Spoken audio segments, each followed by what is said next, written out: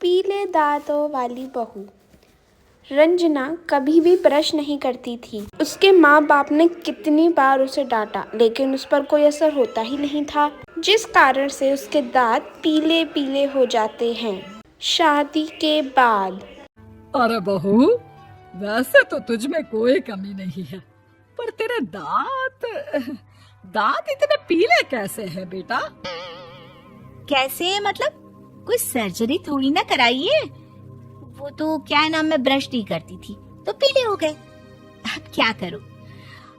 आप कहें तो लाल करवा लूं या फिर काले? यार ये क्या है, क्यों माँ से लड़ रही हो? लड़ रही हूँ?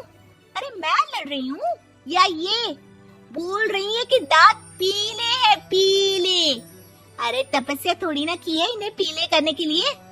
बकायदा ब्रश नहीं किया है 20 साल तक, तब जाकर। छी, कैसी बात कर रही हो? ये उस वक्त तो पीले नहीं थे जब हम लोग तुम्हें देखने आए थे। अरे तब साफ करवा लिया होगा डेंटिस्ट के पास जाकर। अब देखो कैसे पीले पीले लग रहे हैं। रंजना सास की तरफ गुस्से से देखती है। फिर शुरू हो गई पीले पीले पीले। अरे पीले तो तब भी थे जब मेरे हाथ का रसगुल्ला उड़ा उड़ा कर खा रही थी और बोल रही थी, लड़की नहीं गुणों का खजाना दे रहे भाई साहब आप। खैर, अब वो लोग करते भी तो क्या करते। पीले दांत वाली बहू पल्ले में पड़ी थी तो झेलना ही पड़ेगा। एक दिन कीर्तन में रंजना गाना गा रही थी। अरे कमला बहन, माँ का द्वार है, यहाँ तो सब शुद्ध होकर आते हैं, फिर अपनी बहू को ब्रश भी नहीं करवाती तुम। दूर से पीले पीले दांत भक्ति में बाधा उत्पन्न कर रहे हैं। अरे कोई 2 साल के बच्चे थोड़ी ना लेकर आई हूँ मैं बहू बनाकर। अच्छी खासी लड़की है, अरे कैसे करवाऊं ब्रश? ये तो उसे खुद करना चाहिए ना। अब माँ बाप तो इसके जैसे तैसे निपटा दिए, ये नहीं सोचा कि सास कैसे संभालेगी। सास बहू को लेकर घर आ जाती है, लेकिन अब सोच लेती है कि अब इसे लेकर कहीं नहीं जाएगी। अगले रोज बहू कहती है, अरे क्या हो गया, मंदिर नहीं जाना क्या? कीर्तन का वक्त हो रहा है। मेरी मधुर वाणी से कान्हा जी जागते हैं और सोते हैं। आप तो जानती है ना उनकी भक्ति में कितना मन लगता है मेरा। वो क्या है ना, तबीयत ठीक नहीं लग रही है मेरी, आराम करूंगी मैं। तबीयत ठीक नहीं लग रही? अभी तो मिथुन के गाने पर नाच रही थी आप, और अब बोल रही है कि तबीयत ठीक नहीं लग रही। अरे भक्ति में मन लगा लो सासू माँ, ऊपर जाना है, क्या मुंह दिखाओगी आप? हाँ, सास को बहू की बात पर गुस्सा आ जाता है। मैं क्या मुंह दिखाऊंगी, इसकी चिंता तो ना कर, समझी? अपने मुंह की चिंता कर, जो ये पीले पीले दांत लेकर हर जगह पहुंच जाती है। पता है लोग कितना मजाक बनाते हैं। ना जी ना, मैं नहीं जाना कहीं तेरे साथ। तो ये बात है। कोई ना, मत जाओ, मैं अपने कमरे में ही बैठकर भक्ति कर लूंगी। ऊपर वाला दांत थोड़ी ना देखता है, मन देखता है, भावना देखता है। और अरे बस बस, तू सब कुछ दिखा, बस ये सफेद चमकदार दांत ना दिखाना किसी को, है? जा यहाँ से। बहू को सास की बात का कोई फर्क नहीं पड़ता, वो तो जैसी थी वैसी ही रह जाती है। सुबह नहाकर किचन में खाना बनाना, फिर खाना खाना, कीर्तन भजन करना और सो जाना। एक दिन, माँ जी, मैं सहेली के घर जा रही हूँ, शाम को लेट आऊंगी। हाँ हाँ, तो जाना, मैंने कौन सा तेरी आरती करनी है घर पर बैठकर।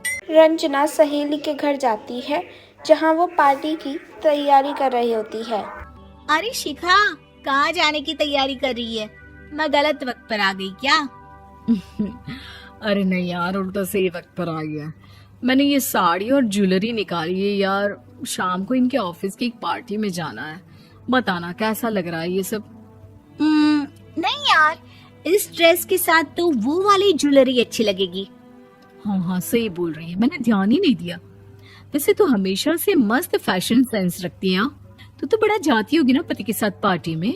रचना कुछ नहीं बोलती, बस सोचती है कि यार काश ये बात सही हो जाती, पर मैं क्यों नहीं जाती पार्टी में? क्या इन लोगों की कोई पार्टी नहीं होती? रचना रात को अपने पति से कहती है, एक बात बताइए, आप मुझे किसी पार्टी में क्यों नहीं ले जाते? क्या आपके यहाँ ऑफिस में पार्टी नहीं होती? पति बेचारा क्या कहता कि दांत पीले हैं तुम्हारे इसलिए नहीं चाहती। अरे कोई पार्टी होती नहीं हम लोगों के ऑफिस में, तो कहाँ से लेकर जाऊं? और मार्केट, मॉल, कहीं वीकेंड घूमना, कहीं तो। अरे यार, सारे हफ्ते में एक छुट्टी मिलती है, तो सोचता हूँ कि आराम ही कर लूं। क्यों? रंजना मन मार कर रह जाती है। पहले कभी सास के साथ मंदिर जाया करती थी, लेकिन वो भी सास ने ले जाना बंद कर दिया। घर बैठी बैठी रंजना बोर हो जाती है। तभी उसे आइडिया आता है, मायके जाने का सोचती है। सासू माँ, 2 दिनों के लिए मम्मी के घर जा रही हूँ।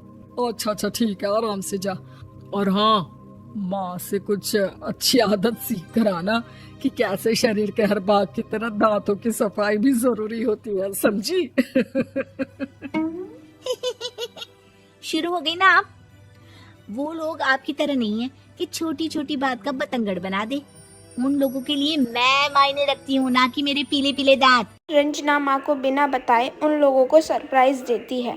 वो जैसे ही घर के अंदर जाती है तो देखती है उसके घर वाले कहीं जा रहे होते हैं।